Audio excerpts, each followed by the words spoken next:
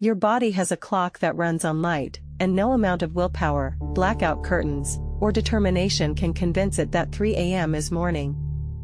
Most people assume shift workers struggle because they're not getting enough sleep, that if they could just log 8 hours during the day, they'd be fine. But the problem isn't really duration. It's timing. Sleep taken at the wrong hour of your biological day is physiologically different from sleep taken at the right one. The architecture changes. You get less slow-wave sleep. Less REM.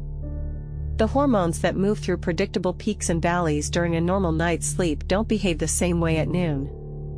You can sleep in a perfectly blacked-out room with earplugs and a white noise machine and still wake up feeling like something is off. Because something is, not broken, but misaligned. Your body expected one set of signals. You handed it another. And your body, being very good at its job, is confused. The structure responsible for this is called the suprachiasmatic nucleus, about 20,000 neurons tucked into the hypothalamus, just above where your optic nerves cross. This is your master clock. It reads light through your retina and sets the tempo for virtually every system in your body: your immune function, your digestion, your core temperature, your alertness. When you're driving home after a night shift and the morning sun comes through your windshield, that light is doing exactly what it evolved to do.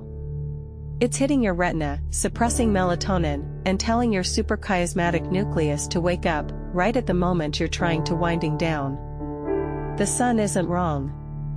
It's just not working for you anymore. Here's where it gets stranger. Your brain's master clock isn't the only timekeeper in your body. Your liver has a clock. Your pancreas has one. Your gut does too. These peripheral clocks synchronize partly with the suprachiasmatic nucleus, but they also take cues from when you eat. So when you're eating a meal at 2 a.m., you're sending a signal to your liver that it's daytime, but your master clock, thrown off by artificial light and an inverted schedule, is sending a different message entirely. These systems fall out of phase with each other. And the consequences aren't subtle. Long-term shift workers show significantly higher rates of insulin resistance, elevated triglycerides, and type 2 diabetes compared to day workers, not purely from lifestyle choices, but because metabolic machinery running out of sync with itself accumulates damage over time. There's a third mechanism, and it affects how you feel every single time you wake up. It's called the cortisol awakening response. In a normally timed sleep cycle, cortisol spikes sharply within the first 30 minutes of waking.